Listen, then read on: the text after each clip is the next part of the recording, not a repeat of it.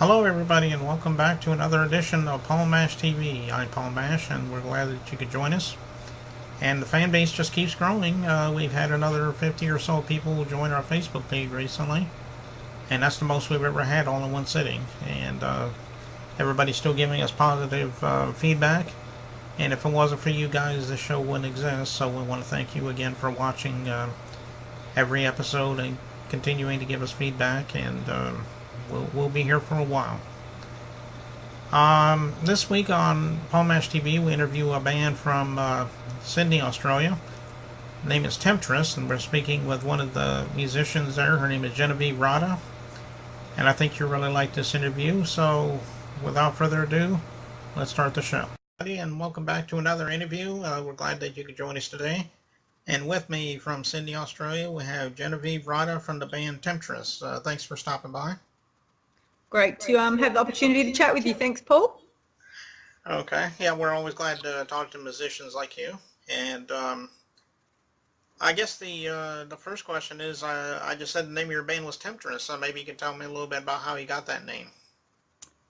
Basically, we wanted a name that basically described the band as having a female member in it, and having a female fronted member singer. We thought Temtris sort of wrapped up that female sound with a metal theme to it. The only difference is we took the P out of the word Temptress and just made it Temtris.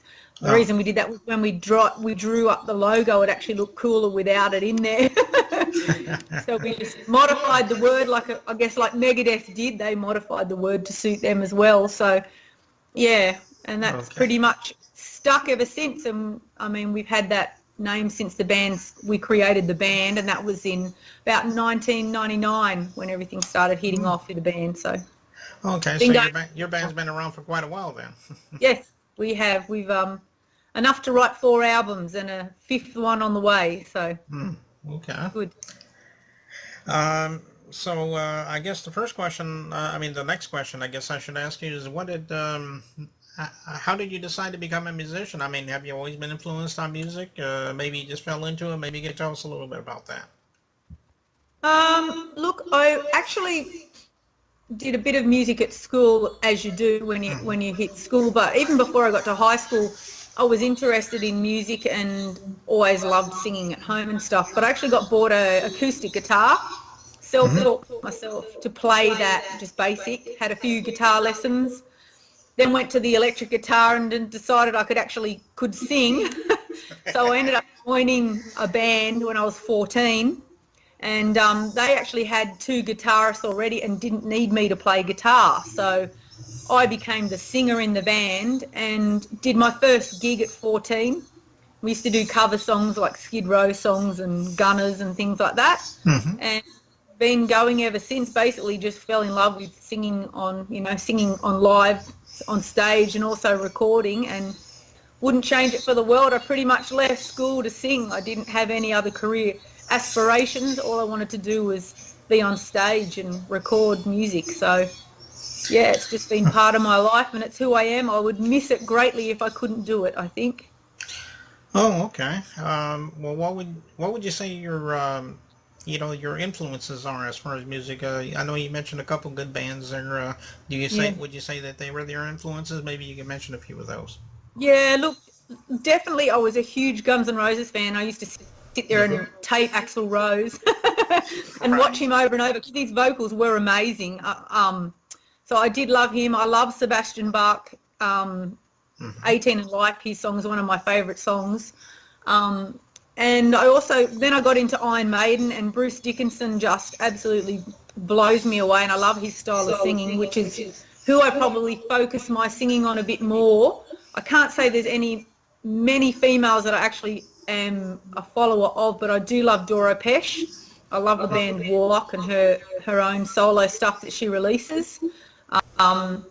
But I also love singers like Dio, and of course then you've got Judas Priest, Rob Halford. So that style is very, very part of what I follow more of. I'm not into that symphonic metal, which seems to be a big thing in Europe at the moment. I actually like to sing with a bit of grit in my voice. I'm not actually one of those I can do opera. My singing teacher actually wanted me to be an opera singer, and I was like, nah, I want to do metal. So, yeah, I love that powerful vocals with a bit of grittiness behind it to make it nasty when you need it. So, yeah.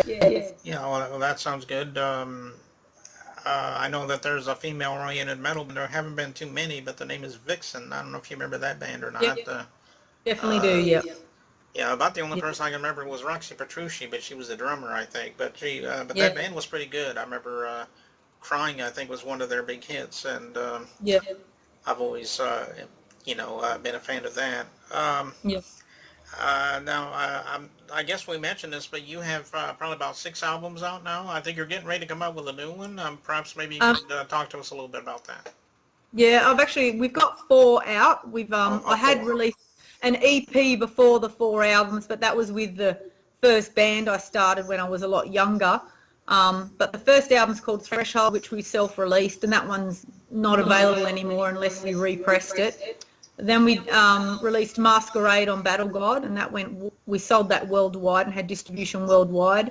And then we did Shallow Grave in 2014. That one's still selling and doing quite well, and that was quite a popular album. The next album we did was Enter the Asylum, which you've got the song for that one, and that was released in 2016, and that got some really great reviews, or some people were just, like I said, the European side was shocked at my style of singing. I think they wanted me to be this symphonic singer, and when they listened to it, they weren't quite sure how to take this gritty Aussie female, because it wasn't death vocals, and it wasn't that usual symphonic style that girls do. So a few people weren't sure how to take it, but it has got some fantastic reviews as well. The next album, we've pretty much got 8 songs written now, so we're just getting them demoed up and ready to hit the studio with them soon, and actually hopefully start recording and release a single this year with a film clip, and then look at releasing the 5th album hopefully early next year. So Okay. See what happens. And do you have a title for that album yet? no, we don't. We do have a bit of a theme, so it'll be every time we release an album, we usually have a theme or a story with all the songs, and this one will be all about mind, body, and soul. I wanted to do a more positive album this time, so yeah, it will be interesting to see. I've got an album cover idea already, but I haven't approached my artist yet that normally draws for us, so it's all coming together slowly. Okay. Well, that sounds good. Well, that's really all I can think of for this at this time. But we want to thank you again for stopping by. And I say this to all my guests: if you maybe when that album comes out, and you want to plug it, maybe we can have you back for a second interview. We'd love to have you. Definitely, that'd be fantastic. And if anyone wants to find us, we're just at www.temtris.com, so easy to find us that way. Okay. Well, we'll be looking forward to that. And right now we're going to be playing your video, Enter the Asylum, I think that's the name of the song. And, That's correct. And we're going to be playing that video for right now. So here's Temtris, Enter the Asylum, right now on Paul Mash TV.